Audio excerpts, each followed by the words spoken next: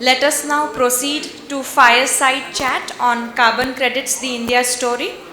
I would like to invite Mr. Anirban Ghosh, Chairperson, Sustainability Committee, Bombay Chamber and Head Center for Sustainability, Mahindra University, with Dr. Rambabu Paravastu, Advisor, Greenko Group Advisor, World Bank Group Director, GC Advisory Chairman, Forum for Sustainable Enterprises. Thank you. Thank you. Well, welcome back to the Fireside chat. Rambabu has been involved with matters related to carbon credits before the name carbon credits got started. So we can't have a better person for this Fireside chat. But before we get started, I want a quick show of hands to a couple of questions. First question, I've heard of carbon credits. If you agree, please put your hand up. Wonderful. Second question, I know how carbon credits work. Far fewer hands. Thank God. Third, we can all make money from carbon credits. Even fewer hands. So there is a reason for the Fireside chat, Dr. Rambabu. If all the hands had gone up, we could have said, okay, we don't need to have this chat anymore. Okay. So we'll start from first principles for those who are not familiar with carbon credits. So Dr. Rambabu, what is a carbon credit?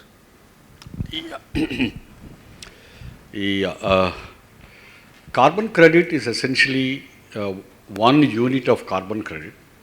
First of all, thanks Anirban. And thanks for putting this Fireside chat so simply and straightforward. So now coming to the question. Carbon credit is essentially a recognition of one unit of emission reduction, and emission here means a greenhouse gas which is measured in terms of carbon dioxide equivalent, right? CO2e they call it. So 1 ton of CO2e emission reduction from where? Okay. So the moment I say carbon credit, it has to have a reference point, either a benchmark or a target to you, or what otherwise you would have done business as usual. So different regulatory regimes define the carbon credits differently, whereas carbon credits measures, as I said, CO2 equivalent emission reductions, but the exact nature of the carbon credit is dependent upon the regime of regulations under which you are operating. Good. So there's a regime of regulations. In that regime of regulations, if you reduce 1 ton of greenhouse gas, then you get 1 carbon credit, right? And by regime of regulations, you're saying there'll be some benchmark, you have to go below that, right? Okay, good. Can every organization get carbon credits? Yes, every organization can get carbon credits. For example, if I were to establish a carbon market in India, which India is trying to establish, what it will do is that it will give certain targets to certain industrial units, identified industrial units, and if they do reduce their emissions beyond the given target, they generate a carbon. And if some of the non-obligated entities, the entities which do not have any target, let them call as non-obligated entities, these non-obligated entities, if they have undertaken any emission reduction project, and that emission reduction project is beyond a benchmark or beyond business as usual, etc., they could also generate a carbon credit and sell it to some of these obligated entities. So if you are an obligated entity, then you will have a target, and if you go below that target, you can earn carbon credits. If you're not an obligated entity and you get yourself a carbon credit, you can sell it to obligated entities. Okay, good. Can an individual like you and me get a carbon credit? Right. As of today, there are no regulations. Again, I am saying that carbon credit is a product of a regulatory regime. Okay, there are, and also there are carbon credits in voluntary markets, right? That also is when I say regulatory, let us look at it as some sort of a restrictions. Okay, that restrictions could be governmental or that restrictions could be voluntary, right? So if, as of today, there is no voluntary restrictions either on individuals or governmental restrictions either on individuals. But there are some people are getting together and saying that as an individual, I will limit my emissions to certain level, and if I am not able to do that, I will buy certain carbon credits. So such a things are there, but an individual cannot generate carbon credits. So safe to say that today you and I cannot get a carbon credit. Okay, wonderful. Okay, so you did say regulatory system target, go below that, you will get a carbon credit. Let's take an example. Since I'm from Mahindra, you can take a Mahindra example. That if Mahindra has to earn a carbon credit, what does it have to do?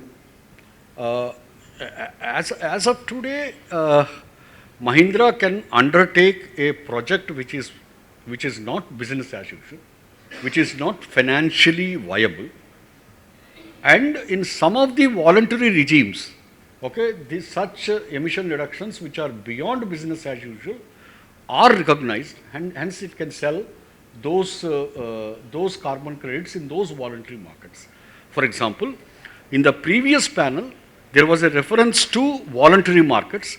Such voluntary markets, whenever they exist, possibly, even Mahindra can sell. But Mahindra will be an obligated entity very soon under the CCTS, India's domestic carbon market system. Then if the Mahindra is able to do things, reduce emissions less than the target that is given to an entity Mahindra, I think these targets that are not going to be given as a listed entities, but they are going to be given as at a factory level, as an operations level. And if you do better in that operations than the target that you are given, you will earn the carbon credit. So, one of our businesses is a renewable energy business. And I know that because of that business, we earned some credits and we were able to sell it to somebody. How does that ecosystem work? Okay. Actually, the whole the environmental markets are quite old. They all began in 70s in US with the sulfur dioxide and NOx markets. Very, very early. Even before 2000 in India, some of us have attempted SPM markets in Jamshedpur and Tata Steel and all sort of things. But these are very, very early efforts, but in US it was really an established market. It happens that the present Commerce Secretary of Trump is an environmental enthusiast, and he started environmental commodities market, and he is the owner of Canterfish Grand, in which I worked. My boss. So he is presently the Commerce Secretary and took over under the Trump. So what I am trying to say is that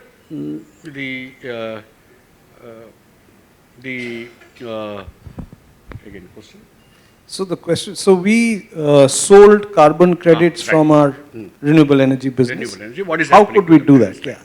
So very early carbon markets came up under the Kyoto Protocol. Right? Kyoto Protocol was agreed upon in 2000, and the more or less the regulations became very clear by 2005. And under Kyoto Protocol, some countries had obligations to reduce emissions, but some other countries didn't. Some other countries did not have such an obligation. Hence, the countries which did not have any obligation to reduce, in the domestic market, I was calling these ones as non-obligated entities. In Kyoto Protocol, these were non-obligated countries. Like India was a non-obligated country. So, if an entity in India is able to do certain activity and that reduces emissions beyond what is business as usual, then it could generate the carbon credits and sell those carbon credits outside countries which have obligations. Those happen to be EU and Japan and Canada, etc., etc. So at that particular point of time, you as Mahindra generated electricity using renewable technologies, which was not business as usual, which had a viability gap, But still you went ahead and generated electricity using renewable energy. Hence, you reduced emissions beyond business as usual. Hence, you could earn those credits and transfer it to an entity in European Union, and that entity in European Union could use those offsets for its own obligations, and that is how you were able to sell your renewable energy credits outside. Yeah. So I heard you saying that that President-elect Trump's Commerce Secretary is an environmentalist. Is that actually true? With Elon Musk and another environmentalist, we are seeing Donald Trump come into the government? Yeah, I wouldn't say he is definitely very active in environmental commodities. He was one of the early environmental commodity markets advocate. I'm talking in terms of 70s. Oh, I see. Yeah, even when in US the SO2 and NOx markets came, there were two entities which are very, very active called evolution markets. The other was Cantor Fitzgerald. Actually, that leads me to the next question. Yeah. What is the largest, most successful carbon market that is there in the world? Yeah, right. So I think that's very, many of you would be knowing there is something called a European Union allowances market, EU allowances market. It is the most successful and has been operating for a very, very long time and very, very stable market, right? So how does the European Union allowances market operate? It is a domestic market of the European Union. That means the entities in European Union, each entity is given allowances actually, not targets. They are given allowances to emit. So at the end of a commitment period, they have to submit their accounts saying that I was allowed to emit this much and I actually emitted only that much. If I have emitted more, then what I do is that I purchase the allowances from somebody else who actually emitted less and he has a surplus allowances. Into that market, one could also use our carbon credits at that time. They were called certified emission reductions, CERs, under UNFCCC scheme, right? So in that market, people could use these things. Allowances market are a little different from what domestic market that we are planning to establish in India, which is the offset market. In allowance market, the moment I have an allowance, right, at the beginning of an year, and I think that I will actually emit 7% less than, my estimates say that I will emit 7% less than the given allowances to me, I can start selling my allowances in advance and actually use that money to establish certain measures in my company to actually limit my emissions. So you're saying that market operates with the government or some certified body giving you an allowance to emit a certain amount for the business that you're going to do. If you go below that, you get carbon credits, which you can trade in the market. Absolutely. You also mentioned that the Indian market is going to be different. Yeah. What's the Indian market going to be like? In Indian market, it will not be allowances, but it will be targets. Targets. So that means that only at the end of the year or end of a commitment period, if you have done better than the target, that means emitted less than the target, then you will be awarded credits and then only you can liquidate them. Whereas in allowances market, I could liquidate it earlier and allowances are larger in number. If I have 100 emissions today and I get an allowances of 90, that means I have an obligation to reduce 10%, the 90 I can trade. So that's a huge market. The liquidity of that market and the size of that market is very, very high.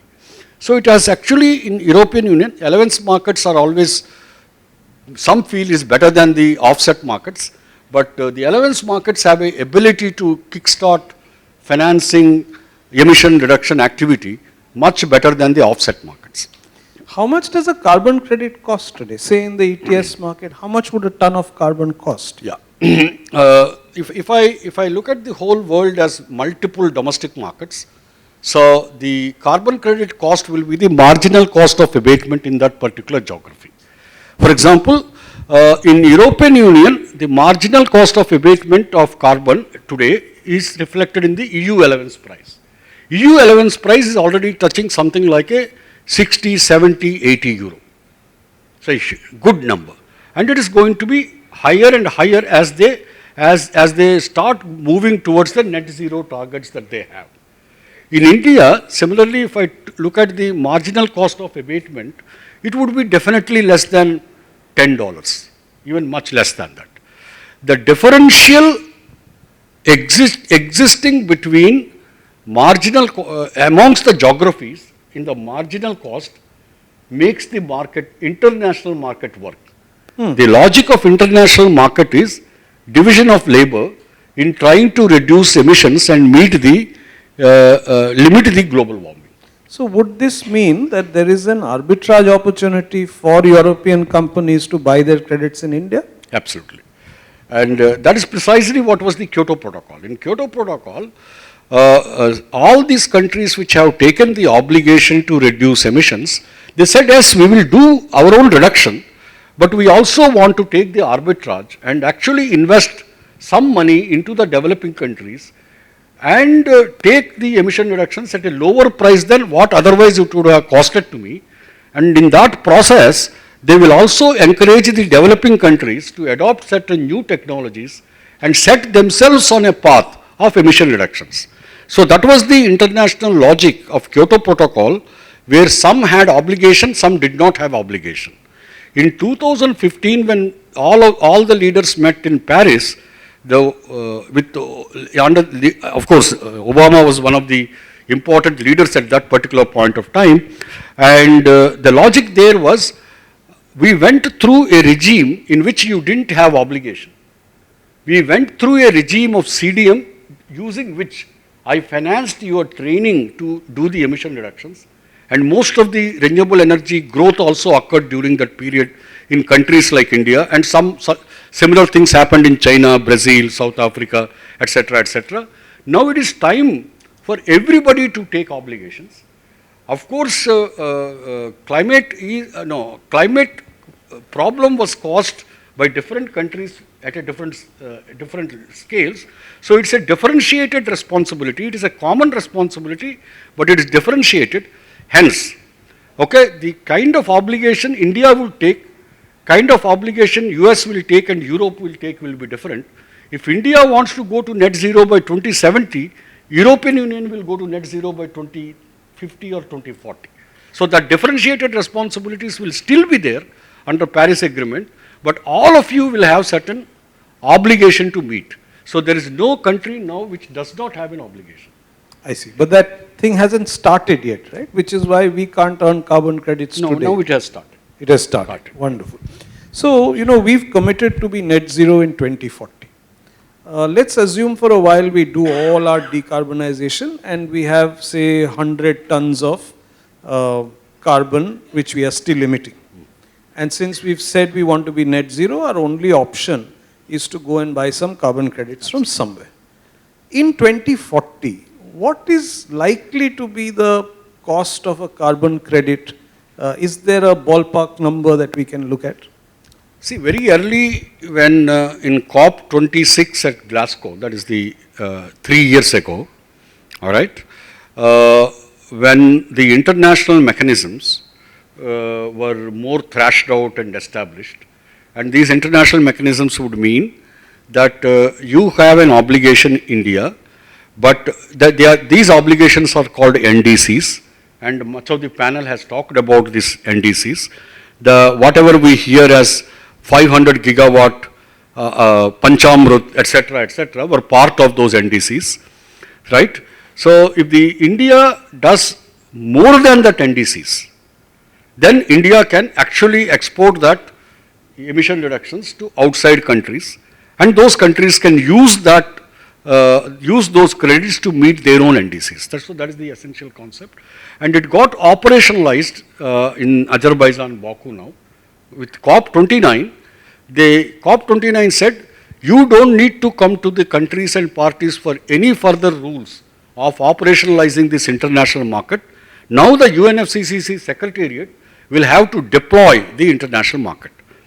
So now the Article 6 is operational, and if the domestic carbon market price, if at all, in India, if it is around $10 or less than $10, the international carbon market price would be of the order of something like $40, $50 is what is expected now. So my big worry is in 2040, the cost of carbon will be so high that we are probably better off making investments in carbon sinks today, so that when we have to account for residual emissions in 2040, 2050, the investments we've made today will help us save money. So we've got about a minute left. One question. In case Rambabu didn't make anything clear, otherwise I will ask him another question. No? Okay. Help us close, Rambabu. We've got a question there. Shoot. Last year there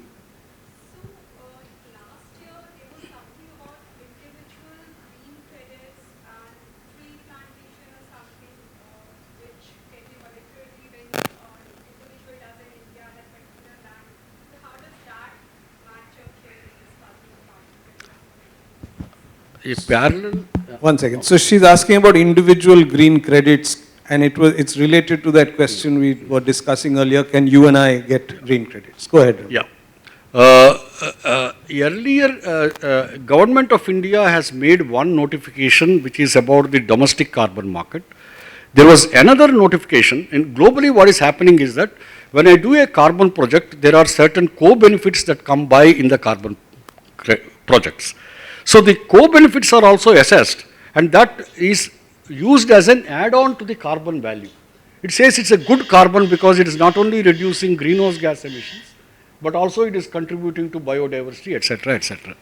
But Government of India has notified a green credit market, okay, which it doesn't add on to the carbon credit, but it also has an individual commodity. That means tomorrow I can have a water conservation as a commodity to be sold, or I conserve the biodiversity as a commodity to be sold, etc., etc. It notified its intention to start markets in 6 commodities, and out of that 6 commodities, forest is first one of them, and this forest commodity was already notified in the Forest Conservation Act amendment, which is actually compensatory afforestation, can be done ahead, and I can buy my compensatory afforestation obligation from an existing forestation that was done by an individual.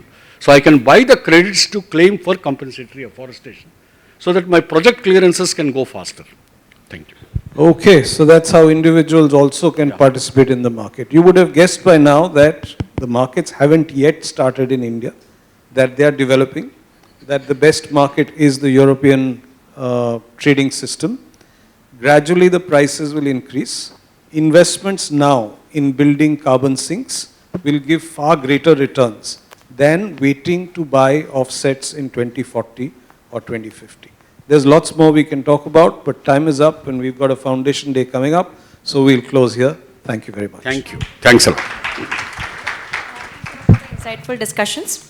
May I now invite Mr. Sandeep Khosla, Director General, Bombay Chamber, to present the memento to our speakers.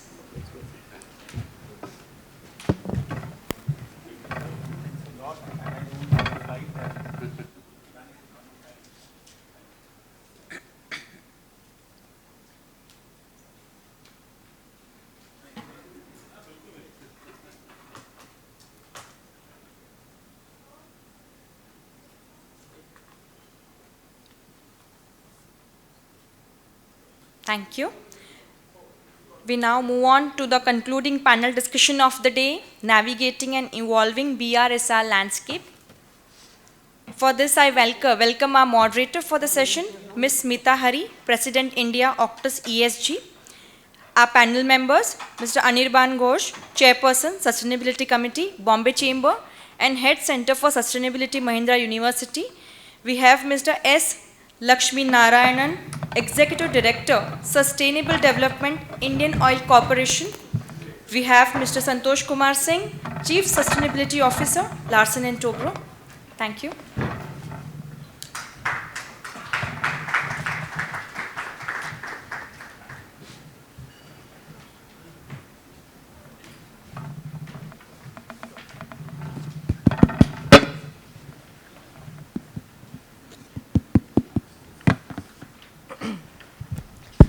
Good evening, everybody, and thank you very much for inviting me to moderate this session. And thank you very much for the panelists to, to provide their insights on this, very pertinent topic. So we are going to talk about BRSR, the Business Responsibility and Sustainability Reporting in India, and how the relevance of it and the challenges or the ease with which companies are going to report under this framework. And this is becoming increasingly important given that ESG risks, climate risks are becoming more and more prevalent. And I'm sure this is going to be a power-packed, interesting session. So let me just give some context to those who are, kind of not familiar with this. So we all know that everybody is talking about ESG and climate risks these days. But how do these risks impact an organization, and how does an organization's activities impact the external world? This is becoming increasingly, questioned upon both by regulators as well as investors. And the best way to disclose this is through non-financial reporting, sustainability reporting. And BRSR is something which our capital markets regulator, SEBI, came out with in 2021.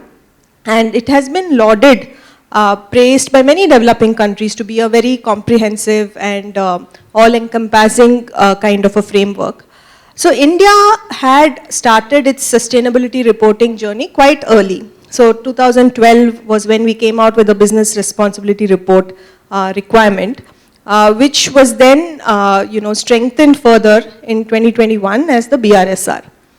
And this has been met with both skepticism because of the volume of data which is required to be reported, as well as by positivity, from investors, global investors, that the journey of sustainability reporting has commenced in India.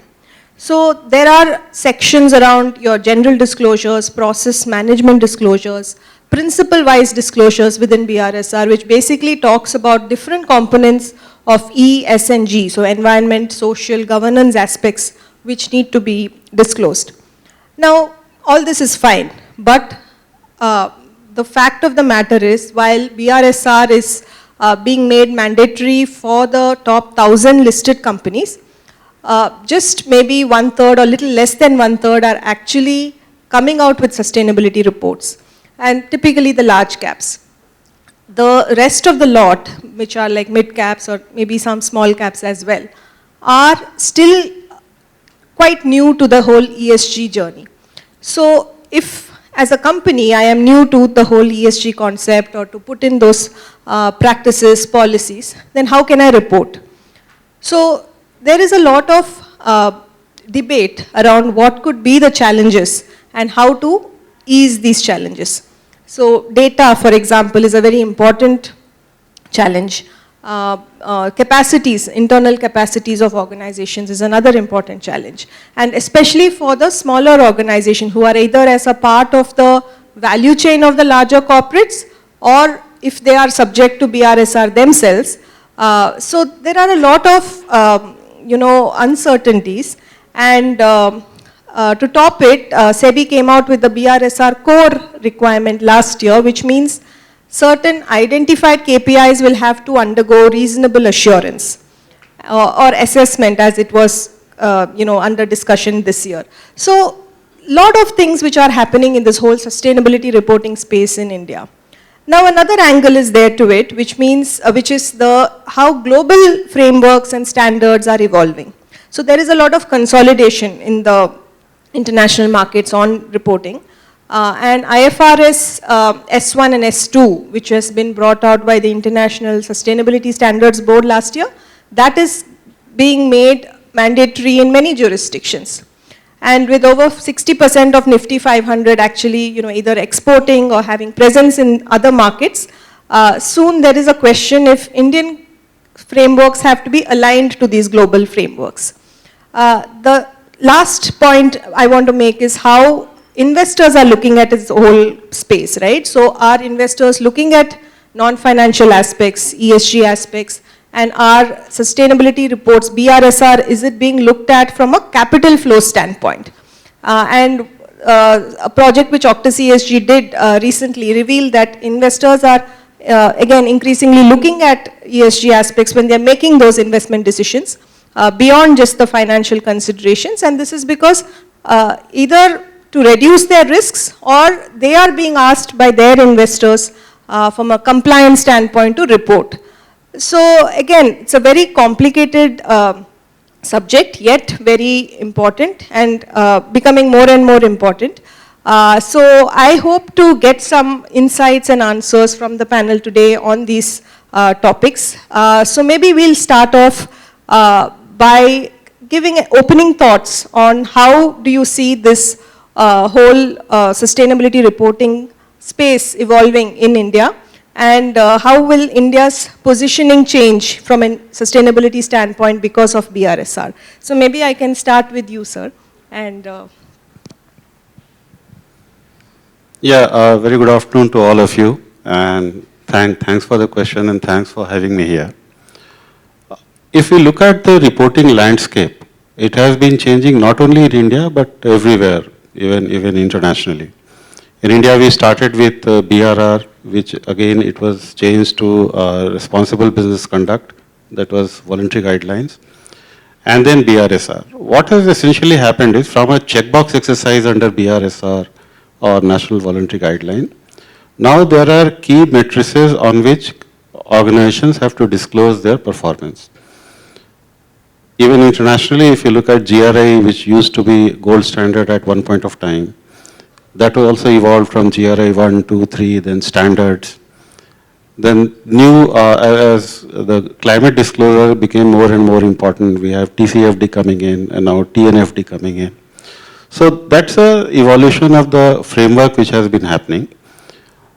BRSR, of course, when it was a major transition from National Voluntary Guideline, and there were not many organizations who were ready to disclose BRSR as per the requirement, and the kind of transparency and accountability it puts on the board of directors.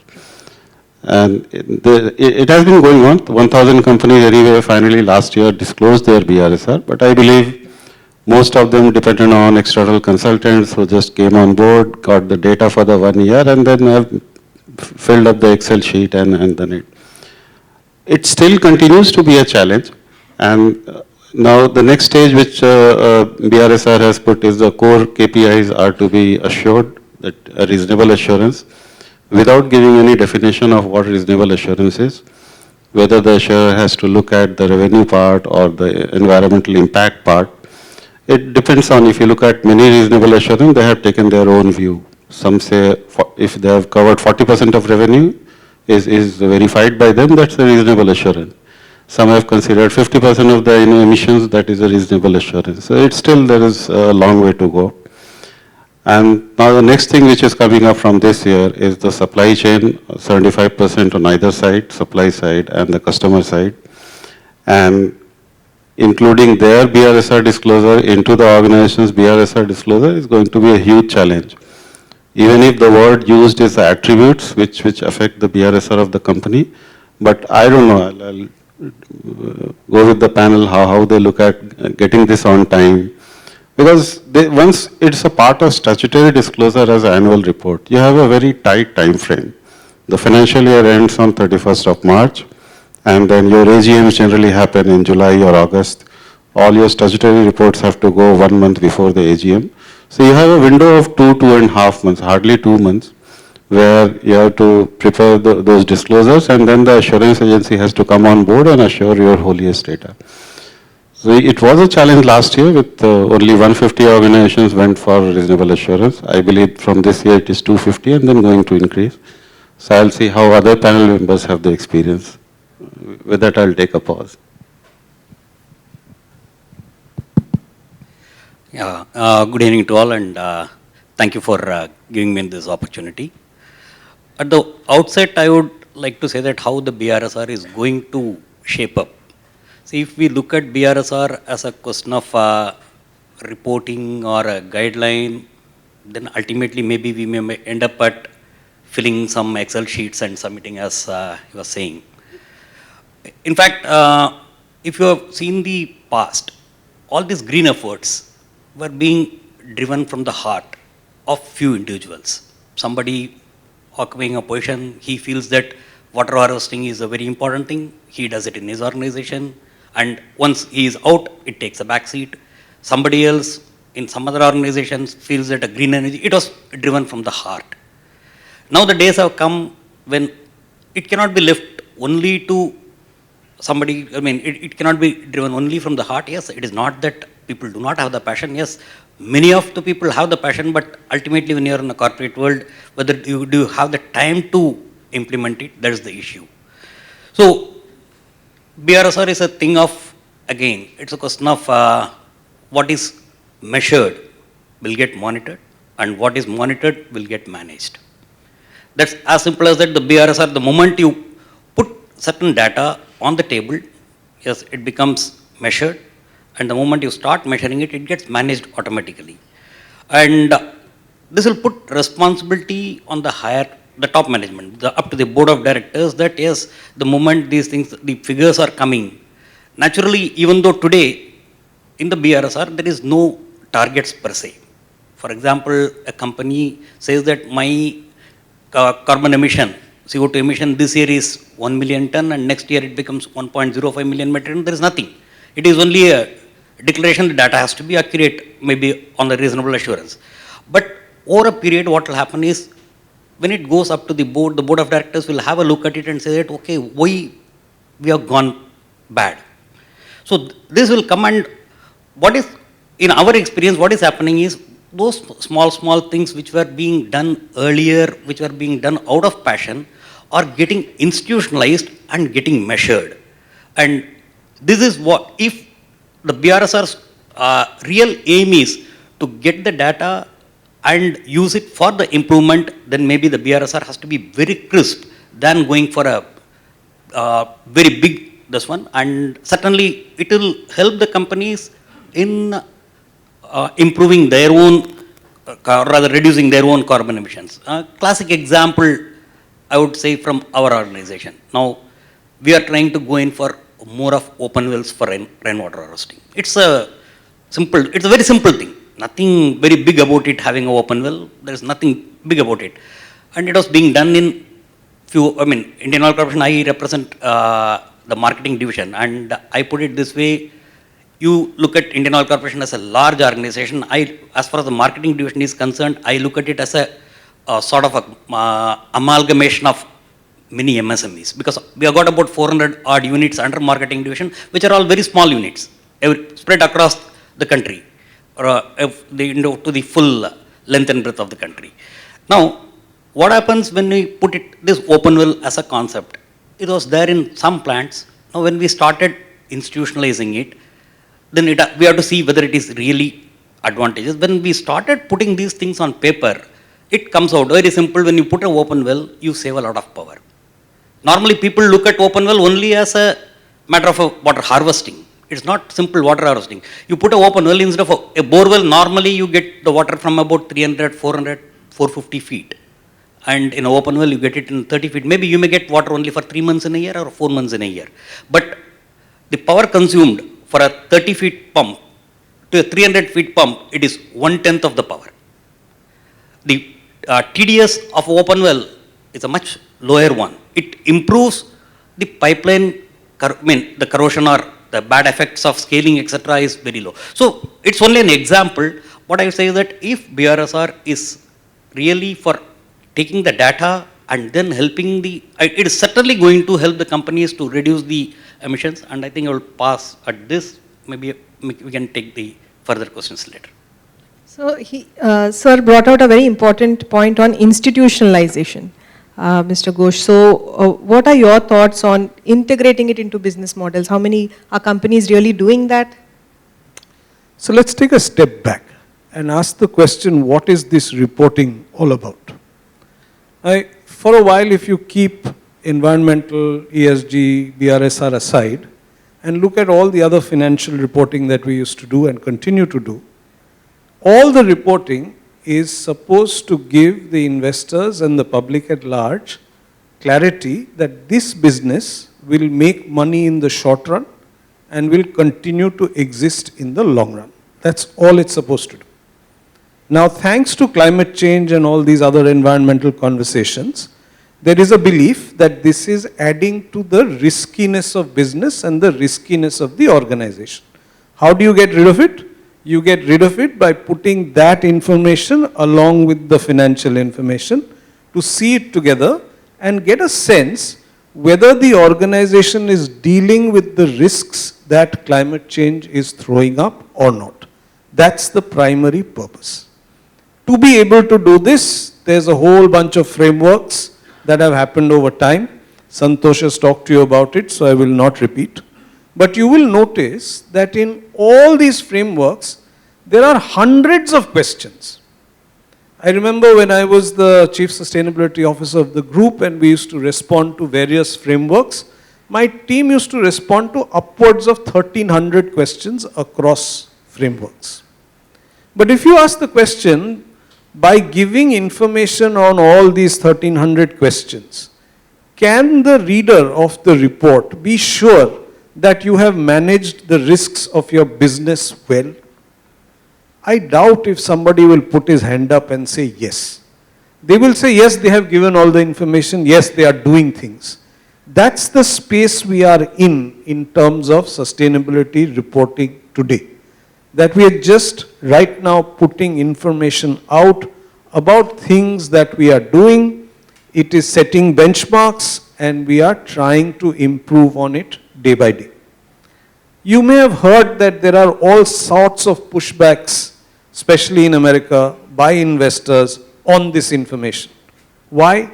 Because they are unable to process the information and arrive at a conclusion that yes, by doing all of this, the riskiness will go down or the EBITDA will go up or some of the dependent variables that they are looking at.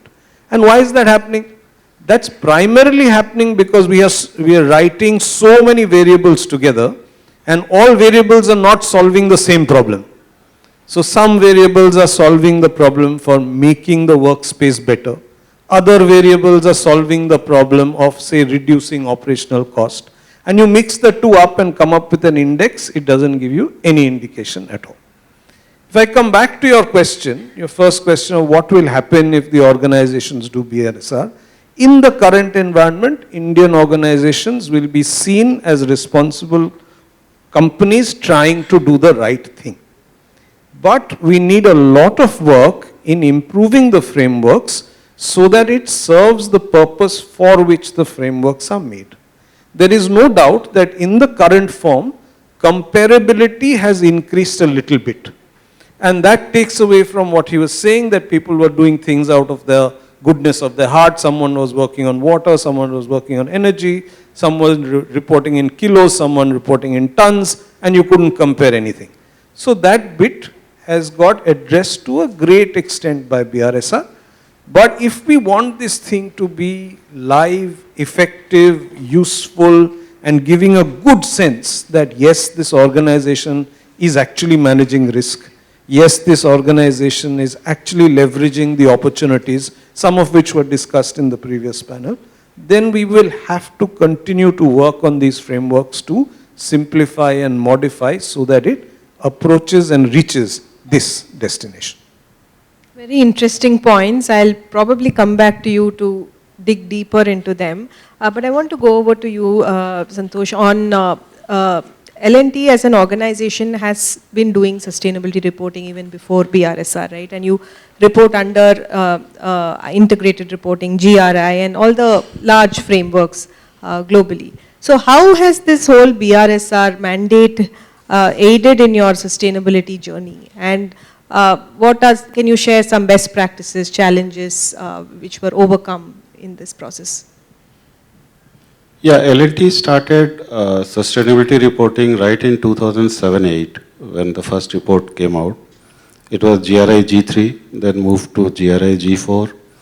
And then when integrated reporting became fashion, so 2014-15, L&T moved to integrated reporting. But all these years, these reports were in addition to the statutory report which comes out, the audited financial report.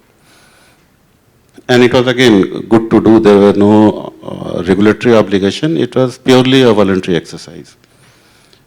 Once it has come as a part of the statutory report from 23-24 onward, although L&T did it in 22-23 also on a voluntary basis, along with the annual report, but it was not mandatory. The responsibility has now moved to the from the Chief Sustainability Officer and the CEO to the Board of Directors. So that's a shift which has happened. So all the complexities which were there, like in a large organization and very heterogeneous organization like L&T, capturing data on a consistent parameter across more than 700 locations always used to be a challenge. Now we are looking at data automation. Like for financial data, there was always an ERP, EIP, where you get on a click of a mouse, my balance sheet today, my all P&L today. So that's the effort which is now going on for even non-financial disclosure, non-financial data. So how do I capture my entire same data on a same standard across all locations, across all independent companies? It's a conglomerate of almost 18 companies that we report on. So that change has happened because the responsibility has shifted. And going forward, what we have started doing it is also including the entire critical supply chain partners into our own reporting. So that's the framework we are working on with a couple of partners. There are many organizations who have already done it. With EcoVadis has now become something like GRI used to be 10 years back.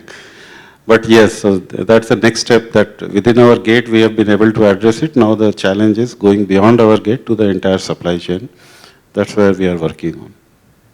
Thank you, thank you. So, Mr. Lakshminarayanan, I just want to come to you. So, when we look at BRSR, climate strategies, methodologies, etc., is not really asked a lot in it. And maybe rightly so, at the point it came out, India was still looking at ESG from an environmental lens. But IOCL has been reporting, and at least the latest report has spoken about climate, both from a risks perspective, green products perspective. So what do you think there is merit in looking at integrating some of these things into the BRSR at this point? And how easy or difficult has it been for you to look at climate as a topic? As far as your question of whether it is prudent to integrate what we are reporting in our sustainability report into BRSR or not, I think certainly I would not advocate that, because see, every organization has its own reasons behind doing certain things. Like I was saying, Indian Oil, the sustainability report which you are talking about, we are doing it from 2008-9, when there was no real, what you can say, compulsion to do so. But still we did it because in Indian Oil we feel that we have a two-dimensional responsibility as far as the emissions are concerned. Number one is we are an industry per se. Maybe we have a refinery, we have a marketing installation, everywhere we emit CO2. So that is to be controlled, or CO2 or whatever the BRSR parameters or indicators. So as an industry per se, we have to do it. That is one part. The other part is we supply fuel to everybody else. And that is another part which normally will not get captured into a normal BRSR today. Because if I put a very rough figure, we sell about 100 million metric ton of petroleum products every year. That's our annual throughput. And thumb rule calculation, I say that every kilogram of petroleum products gives you 3 kilogram of CO2 when you burn it. Irrespective of, okay, plus minus, the more the unsaturated compounds, more will be the emission, more the oxygen inside that, the lesser will be the emission. So right from LPG to furnace oil, it keeps varying, but thumb rule you can put it as for every kilogram, it's 3 kilogram, which means that if I am selling 100 million metric ton of product, 300 million metric ton of CO2 is going to go into the atmosphere from different places. Now that's where you are talking about the green fuels. And it was even talked about in the previous, when the keynote address, he was talking about the ethanol blending, which was 15%, actually it is today 16%, and maybe we may reach 20% very shortly. That's one side.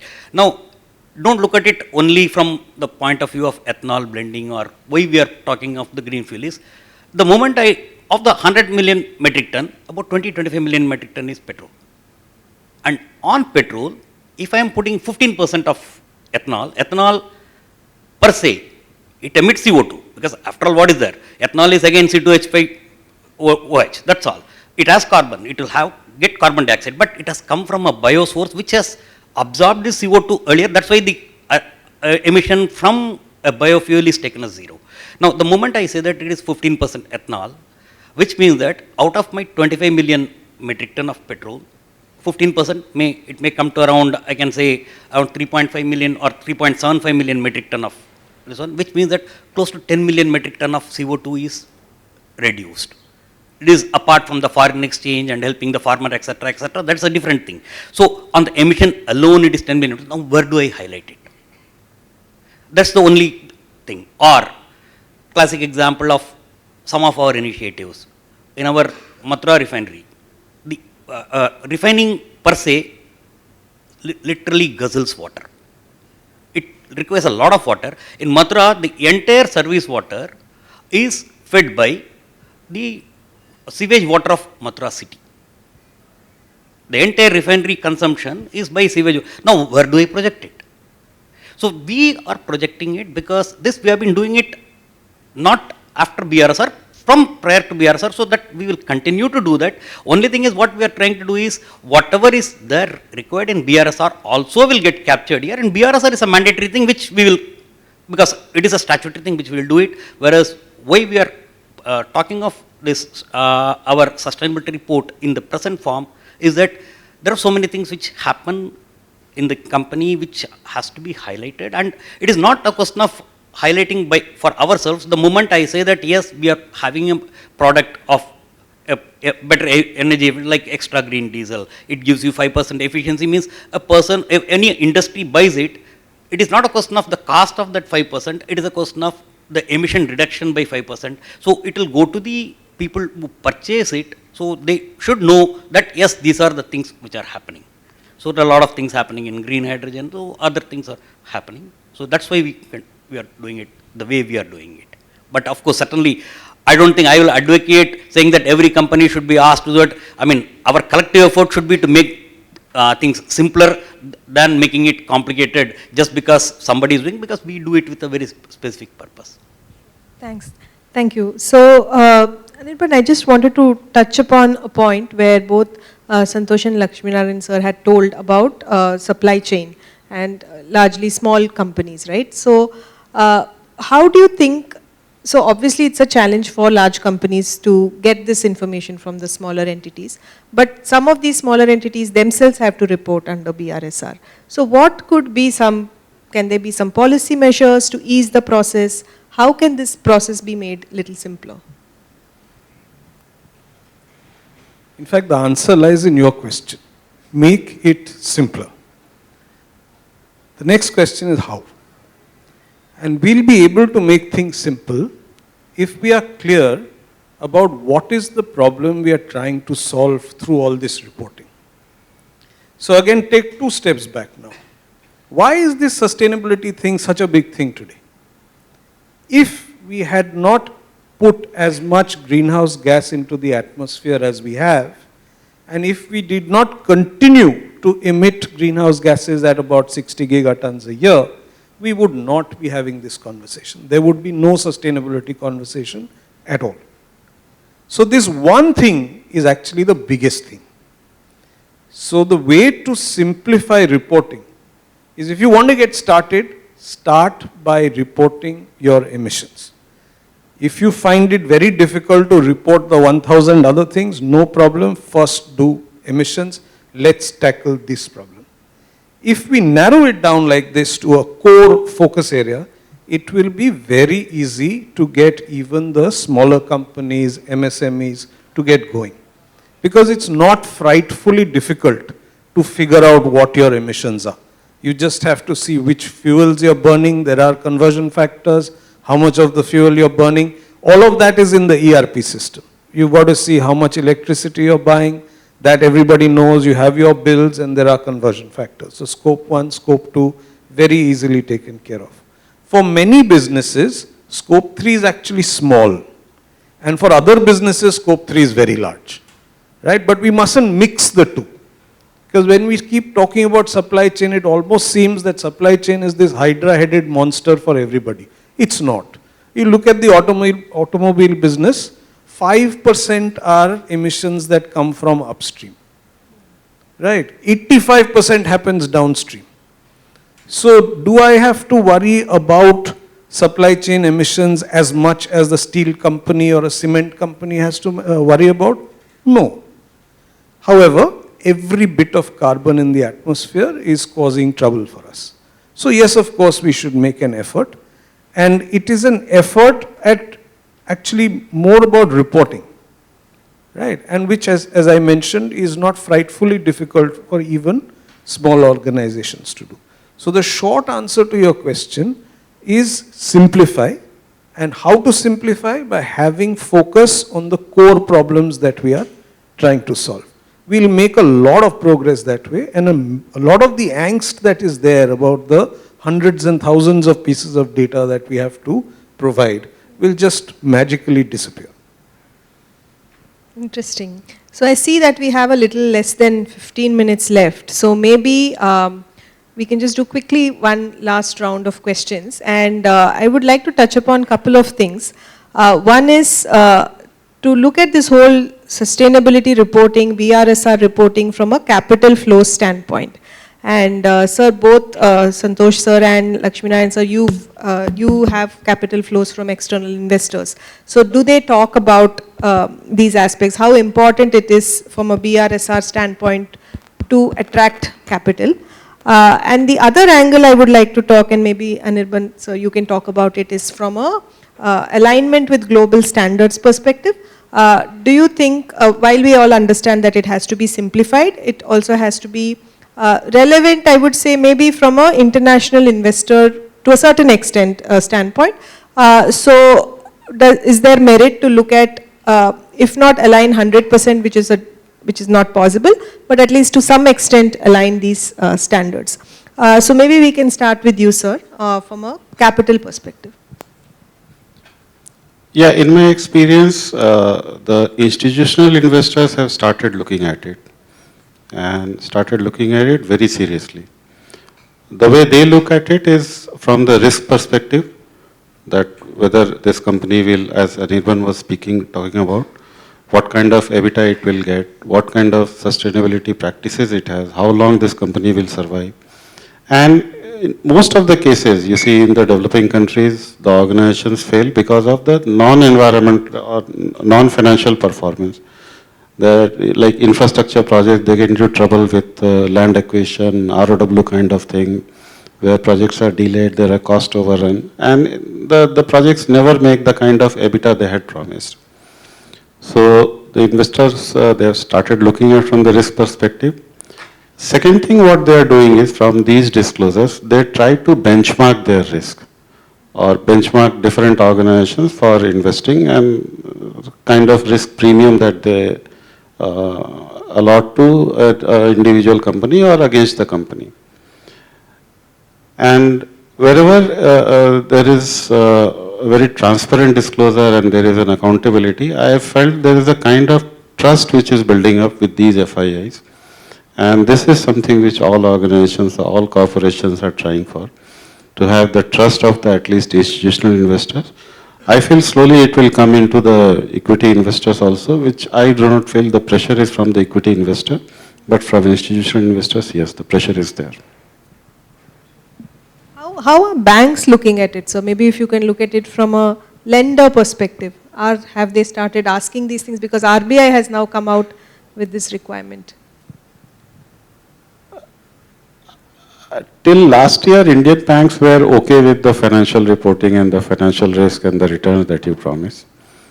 But there are some banks who have got funds from international institutions, like some pension funds who have invested into those banks. So that kind of pressure is being transferred through the Indian banks also. So it has already started.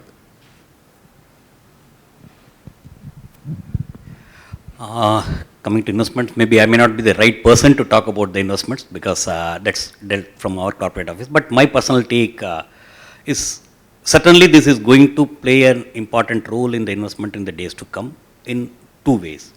Number one, the investors per se will try to talk about where they are investing. Apart from the risks, etc., ultimately the investor would like to show that yes, I am investing in a place or in a company which is not detrimental to the environment. So this is where the game changer is going to happen, because the moment if the investors will, because nobody would say, if the problem becomes bigger and bigger, which is bound to happen, then nobody would like to get aligned himself to be seen with a person who is causing this problem. So it is certainly going to happen, because the investors are going to look at the sustainable report, BRSR report, or particularly as he was saying that instead of seeing that 1300, 1400 questions, which is the total BRSR, when we were talking about it, I was mentioning about the BRSR core, which is only about 8, 9. Even there itself, there is something more. I think even that can be simplified. If that is coming, then the investors are certainly going to look. And the second is, when we put this value chain, as they are putting it now, which has already started in the Western world now, what happens is, say for example, L&T is our customer, we are their customer. We are in many ways. Now the moment if L&T looks at Indian Oil's ESG score or the emission scores are going to go bad, then they will have a think about whether should I continue with this or should I look for it, because dealing with me, their ESG scores may get impacted. So in that count, so one is whether an investor is ready to be seen investing in a place where it is causing more emission, or a company dealing with another company. It is not a question of investment, it is even a question of dealing.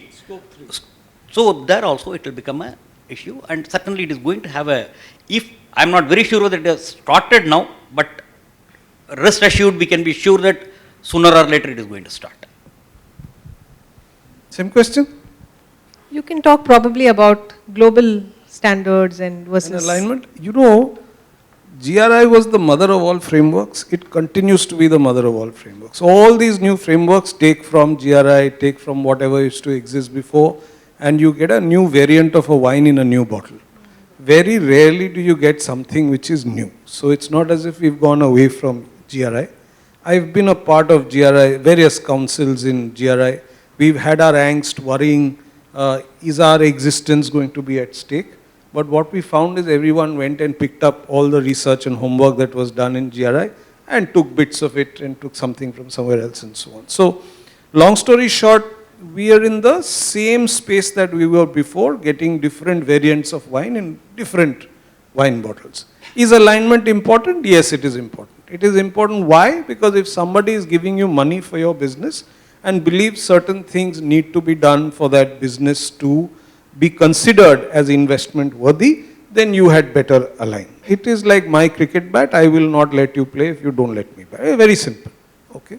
However, these parameters which they look at, the belief is inherently they make your business stronger, either by making it lesser risk or by seeing that you're not going to get hit by changes in the environment that are likely to happen in the future. So yes, you must align yourself with international frameworks. BRSR is not very far away from international frameworks. Overlap is greater than 95%.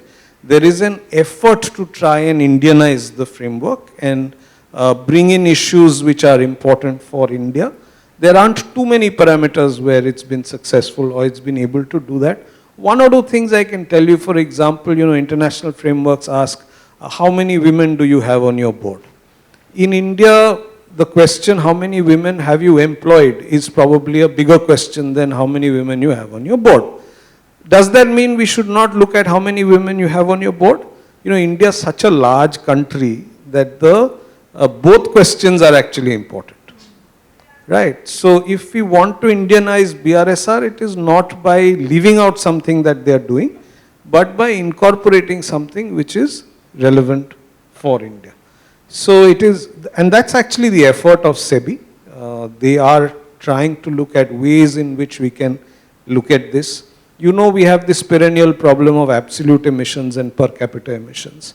So is there a way of portraying our emissions so that we don't seem to be the bad boys all the time? right? Because it is important to take into account that our per capita emissions are actually lower. And whereas on the overall basis, we are what, number 3 in the world today. So what is the metric which is best? Is it per unit revenue? Is it on per unit revenue adjusted for purchasing power parity? So these are some of the conversations that are happening to make sure that India puts its best foot forward. But these are little tweaks to the international frameworks and not overhauling of the international frameworks per se. Thanks, excellent. So I think very insightful remarks there. So we are almost at the end. So before I open the floor for questions, so just to summarize, it needs to be simplified to increase adoptability and ease. Investors have started looking at it. Companies you buy from, so basically your scope 3, even if they are larger companies, this is becoming an important factor, and therefore the world is moving towards disclosing.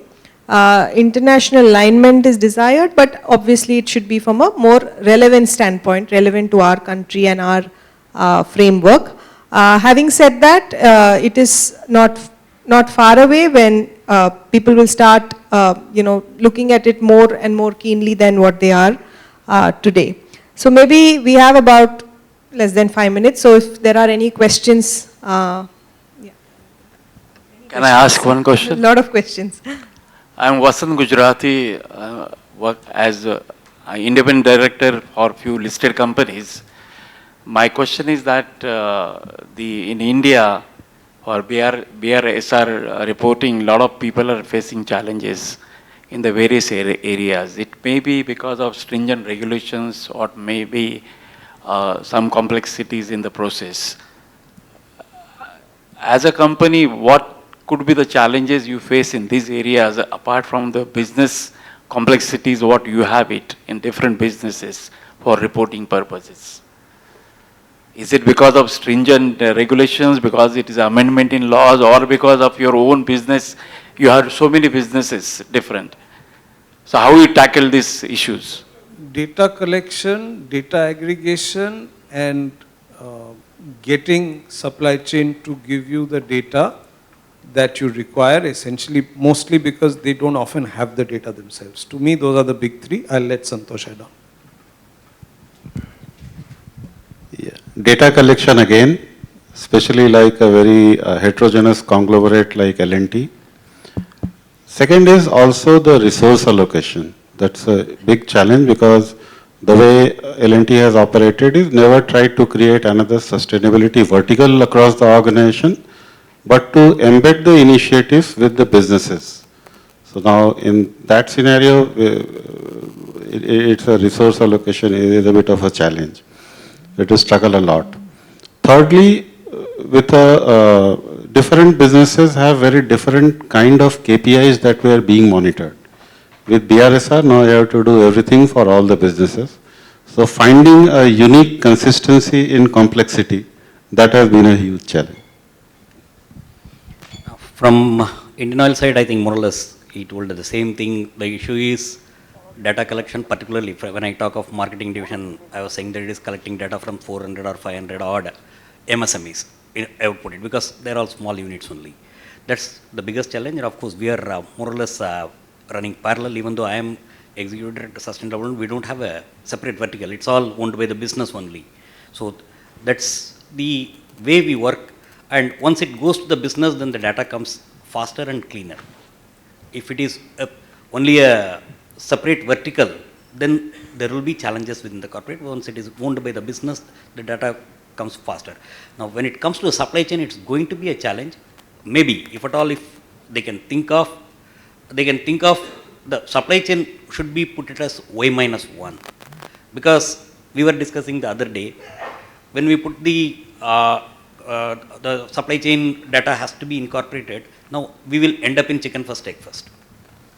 All of us, the financial year closes on 31st March, everybody has to give this report by June, so that by July the AGM is there, and my report will be getting ready. It's as simple as that. If 30th June is given, the target given by my board of directors to me, I will ensure that it goes on 29th night. That's how we work. Maybe if not 29th night, maybe 28th night. The same way they will do it. Now, if my report has to be his report's part and his report has to be my report, it's a question of chicken first, egg first. Maybe we should go for a Y-1 as far as the supply chain is concerned. That will make it even better. Okay, we've run out of time, but there are two questions. Do you think there's time? Yeah, two okay, questions. madam. And then, sorry. Thank you. Good evening. It's not a question. I'm Madhuri Lele. Anirban probably would know. I work with corporates and MSMEs. I feel that there needs to be some kind of a conversation, dialogue, how we can change supply chain to value creation, which we talk about. But there are very few corporates, and I'm openly saying it, I'm afraid many are not going to like it, but the support which MSME need extension, because banks don't finance any of the replacement what they will need to take care of it. I worked with one company of Mahindra's where they took it in a fabulous manner, and there's one more company which has extended the hands to MSME to bring, but the need, if sometime when this can be taken as a topic itself, how the corporates can assist MSMEs. It's a growing ecosystem, ma'am. If you were in a room where bankers were discussing this, you would hear exactly what you're saying bankers should be doing. They're trying to figure out, okay, how can we lend for sustainability? What makes sense for our business? So you pointed out the right problem. All I can say is the conversation's already happening. Yeah, the gentleman there, yeah. Thank you so much for a very interesting presentation. I come from a risk management background, and my question is that in all these frameworks that get set up, we've observed that a lot of times these exercises over a period of time turn into check-in-the-box exercises. There's only lip service paid to achieving the bare minimum, and at the risk of sounding too pompous over here, would this entire universe of BSR reporting and all of these kind of things ultimately end up into something like that, which really don't achieve the goal it's set out for? Would there rather not be a more philosophical shift in how businesses are run versus imposing standards, getting costs to escalate with no real achievements being made? Thank you. May I? When you want to take it? If we leave it to that system which you are suggesting, the innovators will work. And there will be 3% of your population. If you want the entire population to work, there has to be regulation and making things mandatory. We've all experienced it. You've heard them saying we started reporting in 2008. From 2008 to 2000, whenever BRSR got introduced, did we get 1,000 of the listed companies to report? We did not. Why did the regulation come? Because by this time, it was very evident that reporting was possible. There were enough people reporting and that it was possible. Hence the effort to make things mandatory and scale up the reporting so that more people join the journey. Whenever you do mandatory, initially it will be tick box as it is now. It was exactly the same case in BRR. But over time, even as you're ticking boxes and the board is looking at it, then they start asking questions. One example I'll leave with you. Many years ago, the sustainability team was making a presentation and were very proud to say that in 5 years, we did 105 projects. Everything gave us returns more than 24%. The board asked a simple question. How many more such projects do you have?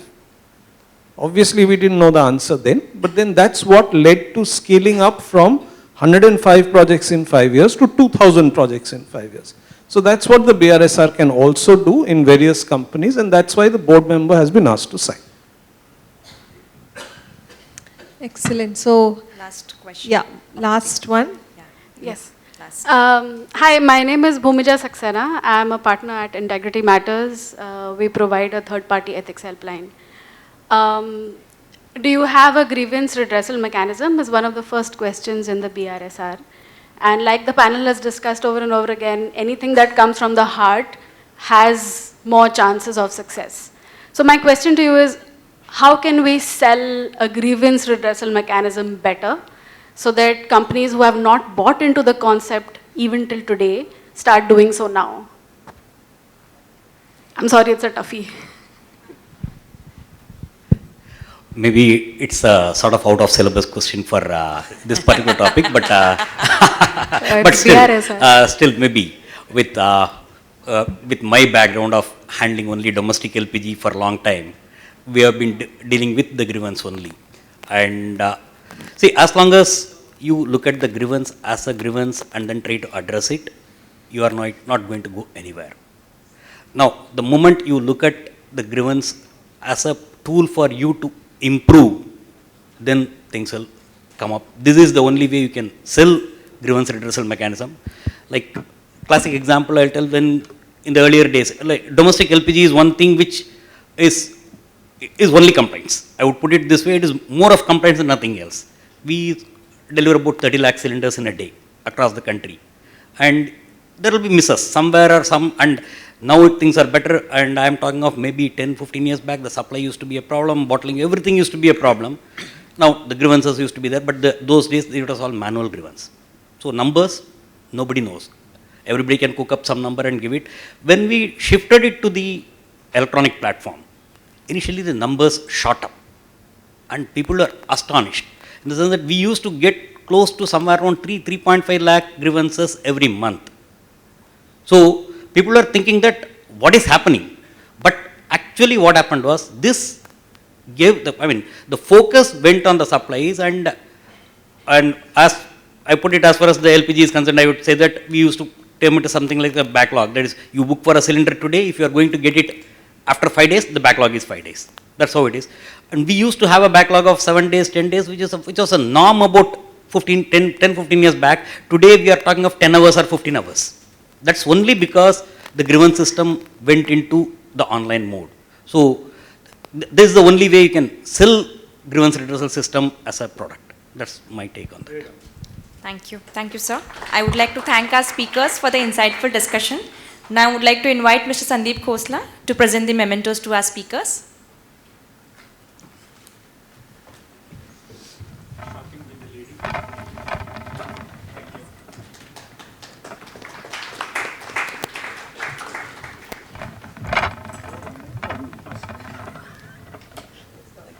I request all the panelists and the moderator to stay back for a group photo.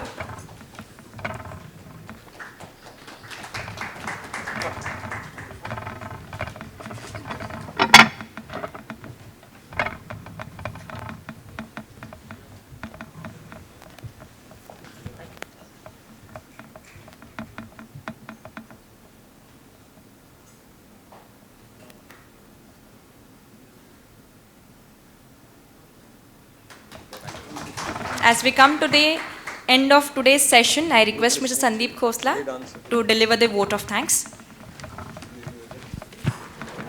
Thank you, Shruti. Thank you everyone for coming, and I would start by informing Ms. Lele that the two gentlemen sitting on the right of you are chairman and co-chairman of our MSME committee. So they do a lot of work for MSMEs. And I'm surprised they didn't answer that. So we regularly connect MSMEs with banks, with NDFCs, and with a lot of, in fact, international trade. So we have an MSME conclave coming up, where around 6 council generals of different countries are going to talk about opportunities in their country, plus around 10 banks talking to them about finance and other stuff. So you're out of touch, ma'am. You should come back to Bombay Chamber, as you were doing some years back. So with that, thank you, Anirban, for putting this together. Anirban really is, our solid force behind our sustainability committee, guiding us for years together on newer aspects of what we need to do as far as, every year you need to look at what the chamber can do as far as sustainability is concerned. And to our moderators for conducting such excellent, deliberations, which unfortunately couple of our speakers last minute dropped out.